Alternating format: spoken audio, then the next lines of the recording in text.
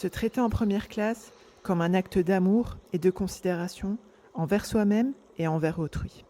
Se donner les moyens de prendre soin de soi, de sa santé mentale et de son évolution personnelle. Tu peux accéder et offrir les meilleurs aspects de ta personne, sans souffrir et sans galérer. Tu as le droit de faire différemment, de décider de te traiter en première classe. Je vais t'en donner les clés. Et ensemble, on va dénouer les nœuds qui t'empêchent d'être une femme sereine, confiante et épanouie. C'est le moment de dépasser tes blocages et tes croyances limitantes. C'est ton moment pour faire évoluer ton mindset et ta gestion émotionnelle. Je suis Émilie Antoine, psychologue experte en mindset et en gestion émotionnelle. Je suis également la fondatrice de mapsyenlignechaismoi.fr et l'initiatrice du concept du challenge et de ce podcast, Se traiter en première classe. Parce que les femmes représentent la moitié de la communauté, éduquent et soutiennent la seconde moitié. Par conséquent, elles ont besoin de se traiter en première classe.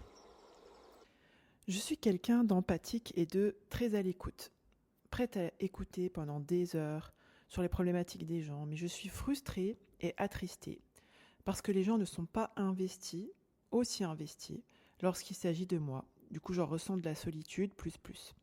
Et du coup, je m'éloigne car je ne me sens pas écoutée. Comment être dans l'équilibre ? Et est-ce que ça cache quelque chose de plus profond ? J'ai eu un vécu avec un parent contrôlant et toxique. Comment sortir de la dépendance affective et de ce besoin d'être aimé par les autres ? Bienvenue dans l'épisode numéro 57 du podcast Se traiter en première classe. Petite info, le challenge offert 5 jours pour apprendre à se traiter en première classe commence ce lundi 11 septembre 2023 à 10h de France sur un groupe privé réservé entre femmes. Donc assure-toi de réserver ta place via mapsyenlignechaismoi.fr/challenge. D'ailleurs, tiens-toi prête parce que le groupe va ouvrir vendredi soir. C'est ton opportunité vraiment pour recevoir du coaching, pour voir qu'est-ce que ça donne concrètement de rejoindre le Bootcamp MaPsy Campus. Le challenge, on pourrait dire que c'est l'introduction du Bootcamp MaPsy Campus et du coup, tu peux profiter de cette introduction au Bootcamp MaPsy Campus avec cette place offerte qui est sponsorisée par mapsyenlignechaismoi.fr. Donc, je t'invite à nouveau à te rendre sur mapsyenlignechaismoi.fr/challenge.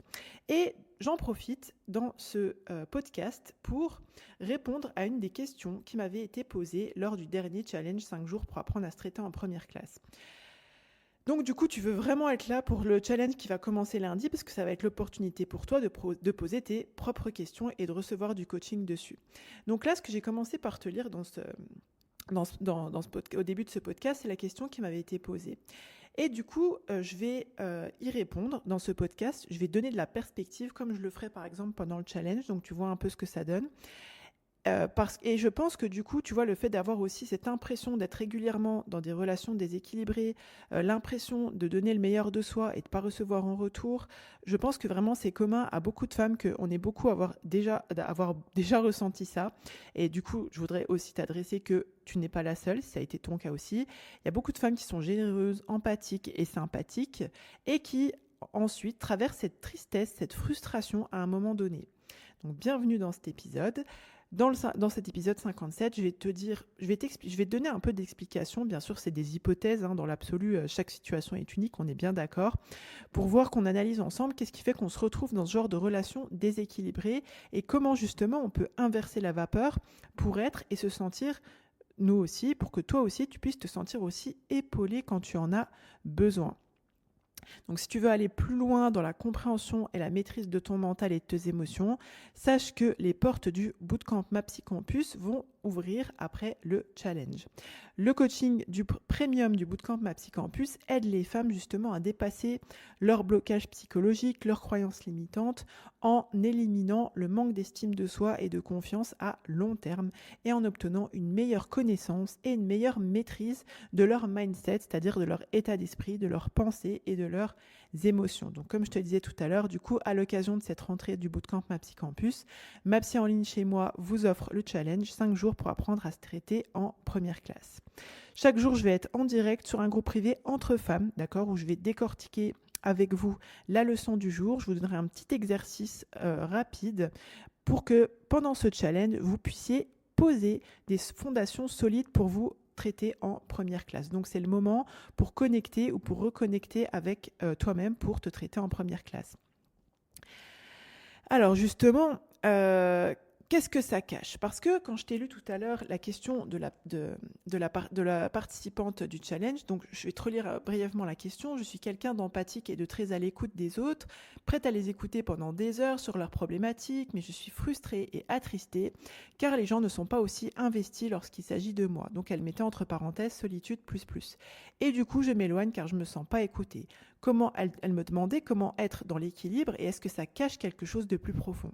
Tu te doutes bien que c'est effectivement le cas.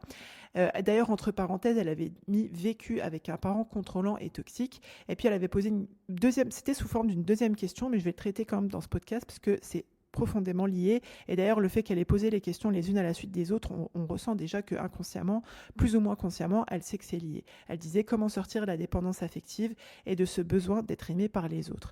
Qu'est-ce que ça cache? Je vais rebondir ça. Quand elle dit qu'est-ce que ça cache. Donc déjà, je pense que quand cette participante disait qu'est-ce que ça cache, on voit déjà qu'elle a conscience du fait qu'elle a été structurée d'une manière qui n'est pas saine.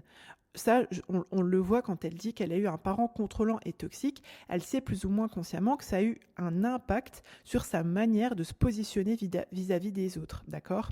La dépendance affective en est une conséquence, en fait. Parce que dépendance affective, quand on parle de dépendance affective, on parle de dépendance affective vis-à-vis des autres, en fait. Ou les conséquences de la dépendance affective, parmi lesquelles le fait que, le comportement de l'autre, l'émotion, etc., fasse la pluie et le beau temps sur toi, en fait. Que vraiment, pour pouvoir te sentir bien émotionnellement, etc., tu as cruellement besoin de validation, besoin qu'on s'occupe de toi, qu'on te donne de l'attention, etc. D'une part. D'autre part, on voit que, alors ce qui se produit souvent quand on a eu un parent contrôlant, toxique, etc., c'est qu'on a intégré qu'il faut pouvoir se sacrifier pour être aimé, d'accord? Ce qui est généralement, comme je te disais, ce qui est généralement attendu dans une relation toxique, il y en a toujours un qui se sacrifie pour l'autre. La personne qui a des mécanismes toxiques, elle a cette considération que la personne en face d'elle doit se sacrifier, doit se mettre de côté à son bénéfice, si je peux dire ça comme ça. D'accord. Donc là, je vais continuer d'approfondir pourquoi on se retrouve dans une situation comme ça. On voit déjà que elle dit « je suis quelqu'un d'empathique », d'accord? Donc là, très clairement, je pense que tu as une conception, que ce soit toi j'avais répondu à sa question au cours du live, mais là, je veux profiter de la réponse que je lui avais donnée.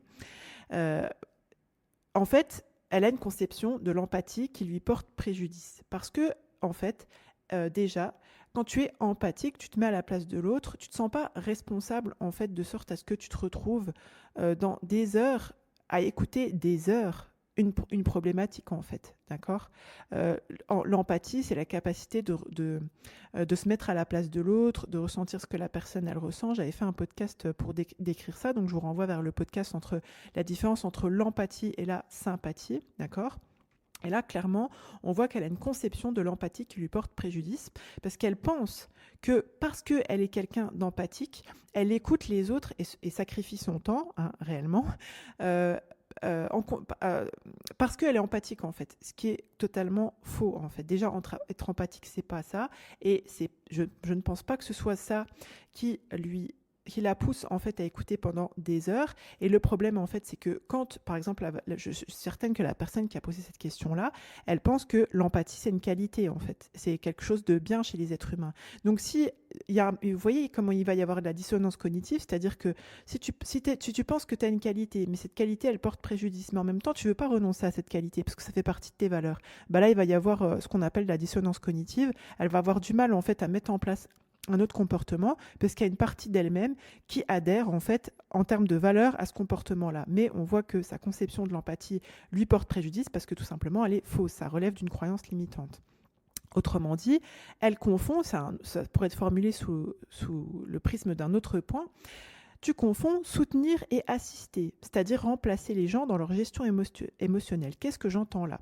Déjà, pareil, quand tu te considères être une personne empathique, que c'est une valeur forte pour toi, que tu as à cœur de soutenir les gens, eh bien, il y a une très, comment dirais-je, une très fine limite entre tu soutiens les gens et tu les assistes. C'est-à-dire que il y a une différence entre tu amènes quelqu'un, je te grossis le trait, hein, mais ce serait un peu si je te donnais une métaphore entre tu charges quelqu'un sur ton vélo tous les jours pour l'amener au boulot et tu lui apprends à faire du vélo pour qu'il puisse y aller tout seul. Bah toi, en fait, tu charges la personne sur ton vélo tous les jours, tu vois. Donc ça, c'est assisté. Ça te rend ni service à toi, ni la personne en face d'elle, parce que ça la dérobe, si je peux dire ça comme ça. Enfin, c'est elle qui crée ça, on est d'accord, hein, t'es pas là, vous êtes co-responsable, si je puis dire. Au lieu de faire ce travail justement sur elle pour pouvoir gérer son mental, son émotionnel, etc., bah, elle se déverse telle une poubelle émotionnelle sur toi pendant des heures et des heures, ce qui ne lui profite pas à elle réellement, et ça ne te profite pas du tout à toi parce que tu n'es pas une poubelle émotionnelle. Et pour donner un petit peu plus de profondeur à ce que je suis en train de te développer, c'est que finalement, qu'est-ce qui se passe en termes de si on analyse le positionnement que tu as dans tes relations, tu te positionnes comme la sauveuse. Donc, les gens, probablement, hein, bien sûr, tout ça c'est des hypothèses, d'accord? Probablement, tu te positionnes comme la sauveuse parce que, c'est un point que je vais décrire après, tu penses que c'est comme ça déjà qu'il faut te sacrifier et en plus que c'est comme ça que tu vas recevoir de l'amour et des relations où il y a un échange de bons procédés, si je peux dire ça comme ça. Donc, quand tu te positionnes toujours comme, excuse-moi du terme, la bonne poire, la sauveuse, etc., ben les gens, plus ou moins consciemment, ils te casent en mode, cette personne-là, je reçois d'elle. C'est la personne dont je reçois. Tu les habitues, ils s'habituent. Encore une fois, je te blâme pas. Je suis juste en train d'analyser ce qui se passe, d'accord? Tu les habitues à être en mode recevoir. Ils te voient, toi, imagine, ils te voient, toi, dans leur tête, la case qui s'allume, c'est « Ah, je reçois ». Recevoir, recevoir, recevoir, d'accord? Ça découle directement d'un style d'attachement, et ça pourrait être un autre point. Qui fait que tu t'entoures de personnes dépendantes. Je fais l'hypothèse que tu as un style d'attachement, on pourrait dire anxieux, d'accord? Tu te sens pas sécure, en fait, tu ne sens pas en sécurité dans ton lien d'attachement, justement parce que tu as eu un parent contrôlant et toxique. Donc souvent, effectivement, la conséquence, c'est qu'on a un type d'attachement, un style d'attachement, pardon, un style d'attachement anxieux, insécure en fait, qui fait qu'on va se positionner d'une certaine manière dans comment on pense recevoir l'amour, la considération, etc. Et du coup, toi-même, tu vas non seulement être dépendante du retour que tu vas avoir quand tu donnes, mais aussi t'entourer de personnes dépendantes, parce que dès qu'elles vont avoir un problème, une contrariété, une émotion négative, elles vont dégainer le téléphone, elles vont passer un coup de fil, d'accord, ou elles vont se pointer chez toi, au choix, d'accord. Et une autre conséquence du coup quand tu as été matrixé comme ça par un parent contrôlant, toxique, etc., et que tu n'as pas eu encore l'opportunité de faire un travail sur toi, de conscientisation, de connaissance, etc., je vais développer ces points-là par la suite. Ce qui se produit, c'est que tu ne sais pas, si je peux dire ça comme ça, faire autrement, de sorte que au final, c'est-à-dire autrement pour choisir tes relations, en fait, plutôt tu es choisi d'ailleurs, tu ne sais pas choisir, il y a même pas j'avais envie de te dire que c'est pas choisir tes confidents, mais réellement il y a même pas ce processus qui est activé en fait souvent chez les personnes. Et du coup, leurs attentes, elles sont complètement déséquilibrées et tu es déçu. Tes attentes sont déséquilibrées parce que il n'y a pas vraiment un processus où tu choisis des personnes dans le but de t'épanouir, en fait, d'avoir des relations où bien sûr tu apportes. Je suis pas en train de dire que on va dans l'autre côté, tu vas passer de l'autre côté, tu vas choisir les personnes de ton entourage juste pour prendre. Non, pas du tout. Mais juste des relations qui vont te faire évoluer, qui vont t'apporter en tant qu'être humain, etc. D'ailleurs, on peut, entre parenthèses, décider à un moment donné de donner à une personne, mais c'est un choix qui est décidé, qui est pas parce que tu es dans le don pur, si je peux dire ça comme ça, et pas pour venir remplir quelque chose chez toi. Donc ça, vous vous en doutez bien, je pense, mais souvent c'est lié à quoi?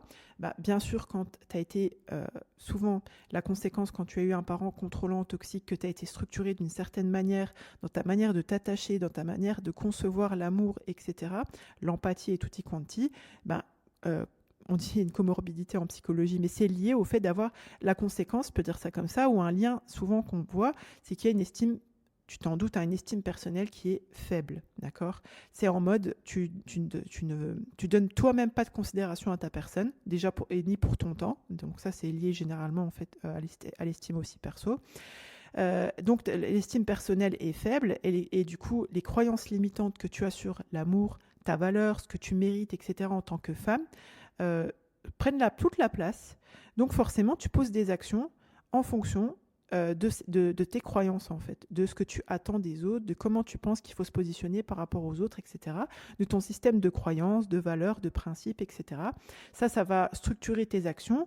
Et comme tu as des croyances négatives, des croyances limitantes, des croyances négatives, tu appelles ça comme tu veux, tu vas mettre en place derrière des actions qui vont venir valider ces croyances limitantes-là. Exemple, je ne sais pas si tu as remarqué, admettons, à un moment donné, tu te dis, oh là là, je te dis n'importe quoi, hein, mais dans ce pays, il y a beaucoup de gens qui ont des voitures blanches, tu vois, ou quelqu'un te le fait remarquer. Bah, tout à coup, tu vas faire que de voir des voitures blanches. Tu vas avoir l'impression de voir que des voitures blanches. Parce que tu as ce qu'on appelle, par exemple, un biais de confirmation en psychologie, tu vas tourner ton regard sur ce que tu crois, en fait, grosso modo. Donc, si tu as des croyances limitantes sur ton estime personnelle, ce que tu crois mériter ou pas, bah, ça va avoir un impact sur tes actions, la manière dont tu vas regarder tes actions, interpréter les situations, etc.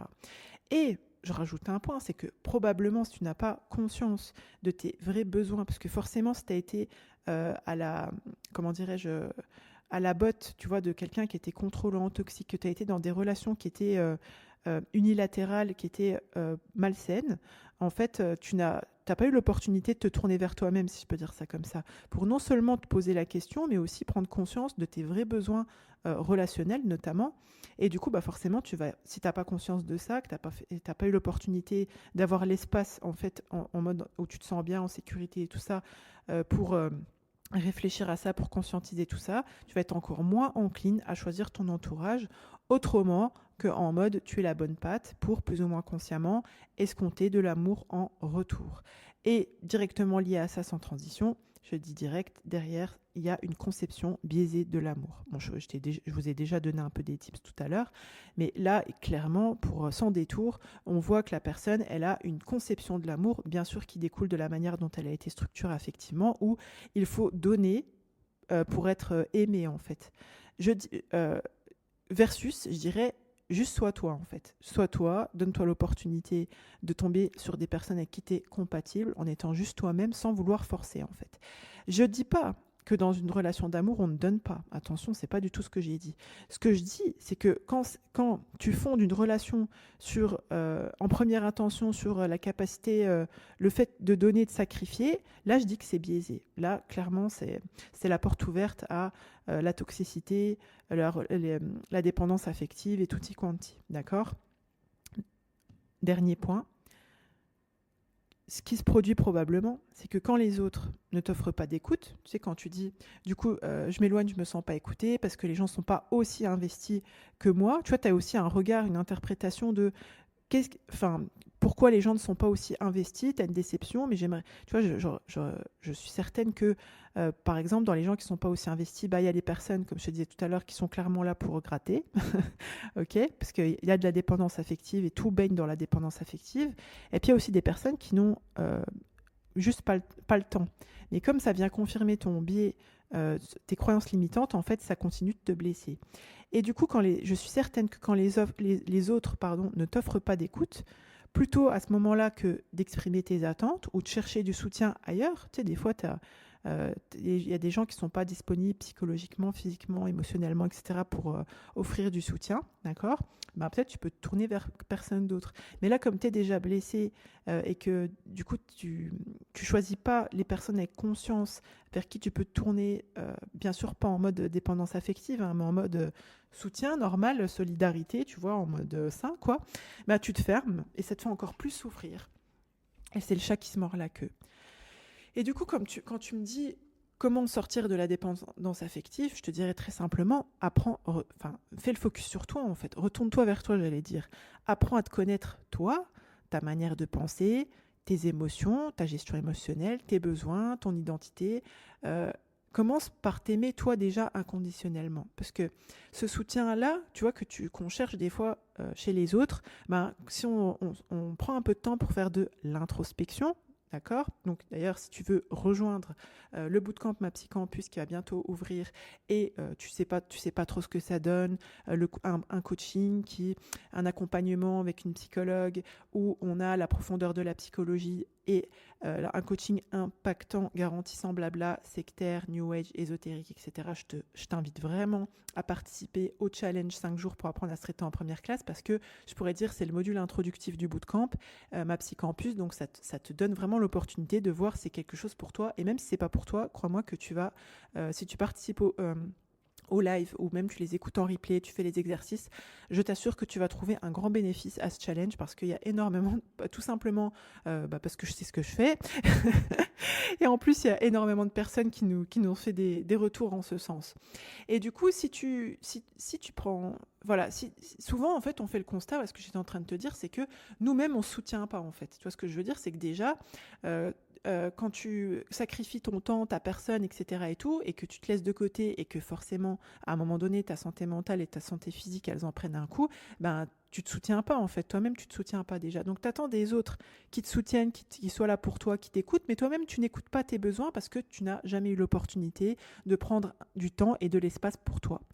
Ce que je t'invite vraiment à faire, c'est d'essayer de te comprendre en fait avec de la curiosité, tu vois, sans jugement, avec de la bienveillance, parce que t'es pas coupable d'avoir été matrixé de la sorte. Tu vois, quand tu parles de la manière dont, quand je vous parlais tout à l'heure du style d'attachement, de l'éducation que cette personne probablement elle a reçue, etc.